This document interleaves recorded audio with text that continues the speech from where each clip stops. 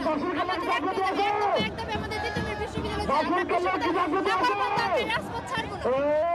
আমরা তো চেষ্টা করব হওয়ার এবং না হওয়া পর্যন্ত এভাবে আন্দোলন করতে থাকবো। হয়তো আমাদের আরো 6টা ইউনিভার্সিটি 6টা কলেজ ছিল, ওরা হয়তো এইভাবে ইয়ে করবে বা বিভিন্ন রিজন আছে এটার পিছনে যে আমরা ওইভাবে দাবির মতো পরীক্ষা দিই নাই বা দাবির মতো পরীক্ষা দিই নাই বা হচ্ছে যে ভর্তি পরীক্ষায় ভালোভাবে ইয়ে করি নাই কারণে হয়তো বা যে আমরা 7 কলেজের আন্ডারে ছিলাম তো কেন আমরা ইউনিভার্সিটি হব, আমরা যেহেতু একটা কলেজ এইসবের কারণে হয়তো ওনারা মানতে চাচ্ছে না, কিন্তু আমরা আমাদের চেষ্টা করবো মানিয়ে যাবো।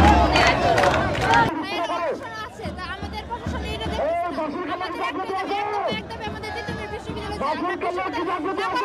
রাজপথ ছাড়বো না। সরকারের কিছু লোক আছে যারা আমাদের দাবি যোগ্য হওয়া সত্ত্বেও আমাদের দাবি মানিয়ে নিতেছে না। আমাদের অনেক আগে থেকে আমাদের দাবি, কিন্তু তারা মানতেছে না।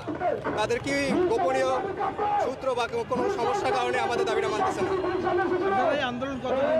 আমরা তো আন্দোলন প্রায় 3 মাস ধরে চালাইতেছি, কিন্তু আন্দোলন আরো 27 বছর ধরে চলতেছে আমাদের তিতুমির ইউনিভার্সিটির জন্য। এটা কি আপনাদের যে পড়াশোনা একাডেমিক ক্ষতি হচ্ছে না? 7 কলেজ দাবি যে আমাদের শোষণ করতেছে তাতে এর থেকে বেশি ক্ষতি হতেছে।